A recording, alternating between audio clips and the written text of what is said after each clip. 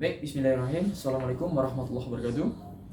Perkenalkan, nama saya Heru Andika, NIM 21199027. Di sini saya akan membuat video mengenai model dan desain dalam PJOK. Yang mana di dalam tugas ini adalah pengertian manfaat dan tujuan model desain dalam PJOK. Oke, yang pertama ialah model. Model itu merupakan suatu kerangka konsep untuk dalam pembelajaran.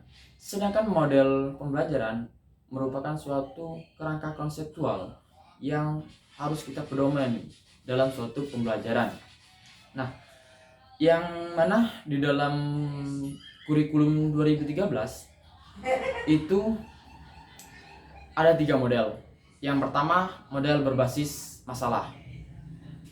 Nah, di model berbasis masalah ini siswanya harus bisa menyelesaikan suatu masalah, yang mana sama-sama kita ketahui kebanyakan siswa itu ketika berhadapan dengan suatu masalah, siswa tidak berani ataupun tidak sanggup untuk memecahkannya.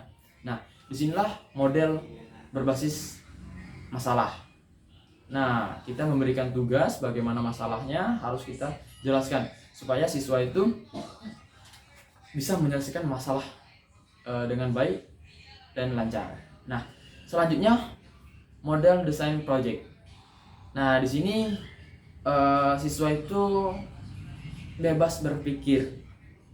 Arti kata bebas berpikir itu masih harus terkontrol dengan seorang guru bagaimana di dalam pembelajaran. Seperti bebas berpikir itu kita memberikan suatu argumentasi bagaimana siswa kita bisa eksplorasi ataupun implementasikan, menyampaikan dengan kita mengenai isu-isu ataupun materi yang kita dapat. Nah, selanjutnya itu model pembelajaran penemuan. Nah, yang dikatakan dengan model pembelajaran penemuan, siswa mencari suatu informasi ataupun mencari suatu sumber.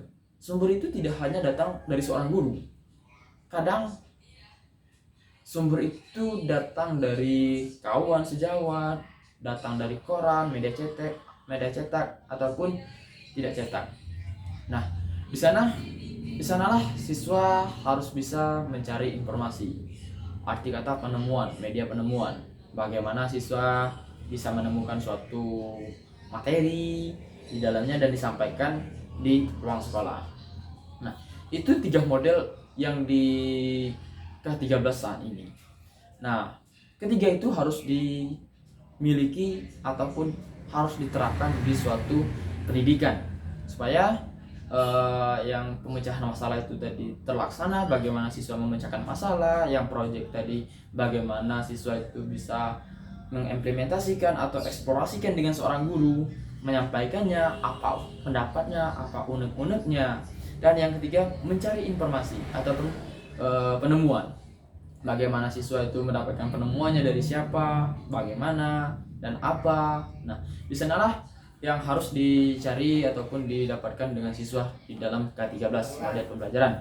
Nah, seterusnya manfaat model pembelajaran, di mana memelihara siswa. Manfaat model pembelajaran ataupun manfaatnya, seorang guru harus bisa memelihara siswa di dalam pembelajaran. Seperti yang kita ketahui, kebanyakan siswa di sekolah itu hanya diam, duduk, dan mendengarkan. Nah, itu kalau di dalam suatu pendidikan itu harus aktif di dalam kelas. Karena mengapa? Kalau tidak aktif di dalam kelas, maka pembelajaran itu tidak akan berjalan dengan normal. Nah, di sana guru harus bisa merancang, bisa mengelola di dalam kelas itu supaya kelas itu menjadi aktif dan bisa berinteraksi antara siswa dengan guru. Seperti kita memberikan suatu pertanyaan dan guru dan siswa itu harus bisa menjawab bagaimana yang disampaikan dengan seorang gurunya. Nah, itu harus dimiliki oleh seorang guru. Nah, mungkin itu yang dapat saya sampaikan untuk mengenai materi ini. Lebih dan kurang saya mohon maaf.